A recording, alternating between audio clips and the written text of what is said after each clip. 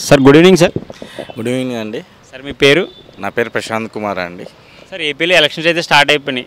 ప్రచారాలు ఎవరు ఎక్కిపోతున్నాయి, ఎవరు తగ్గట్లేదు. ఒక పక్కన కూటమి, పక్కన జగన్మోహన్ రెడ్డి సింగిల్గా వస్తున్నారని సింహంలా అని చెప్పేసి అంటున్నారు.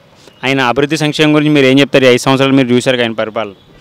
ముందుగా చెప్పాలంటే మన అమరావతి గురించి చెప్పాలండి. అమరావతిలో మన అన్నా క్యాంటీన్ కూల్చినప్పుడే ప్రభుత్వం ప్రజా టీడీపీ భవన్ కూలినప్పుడే మనకు అప్పుడే అర్థమైంది ఈ ప్రభుత్వము అతి త్వరలోనే కూలిపోతుందని.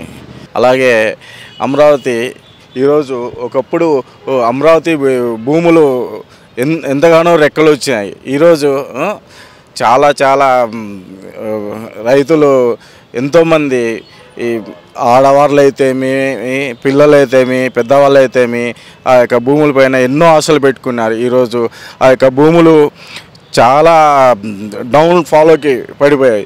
సో దానివల్ల ఈరోజు అమరావతి అనేది అభివృద్ధి కాకుండా మూడు రాజధానులు అనేది లేకుండా చాలా ఆంధ్రప్రదేశ్ వెనుకబడి ఉంది. అలాగే ప్రతి సంవత్సరము విద్యార్థులు పీజీ చేసిన, గ్రాడ్యుయేట్ చేసిన విద్యార్థులు ఎంతోమంది, ఎన్నో వేల మంది బయటకు వస్తున్నారు. వారికి ఈ ప్రభుత్వము ఎటువంటి సహాయము చేయలేదు. వారికి చాలా చాలా ఇక మన ఆంధ్రప్రదేశ్ నుంచి తరలిపోయాయి.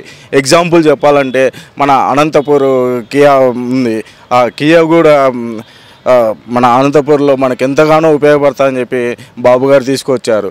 కానీ ఈరోజు బాబు గారు తీసుకొచ్చిన చాలా తీసుకొచ్చారు. కానీ వాటన్నిటిని ఈరోజు మన రాష్ట్రం నుంచి తరలిపోయేటట్టు చేశారు. సో వై నాట్ 175 అంటున్నారు. అలాగే టీడీపీ ఈ కూటమి వాళ్ళు కూడా వై నాట్ 175 అంటున్నారు.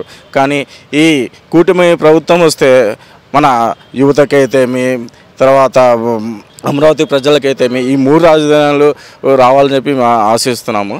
ఈ కూటమి వల్ల యువత ఫ్యూచర్ బాగుంటుందని చెప్పి మేము ఎంతగానో కోరుకుంటున్నాము.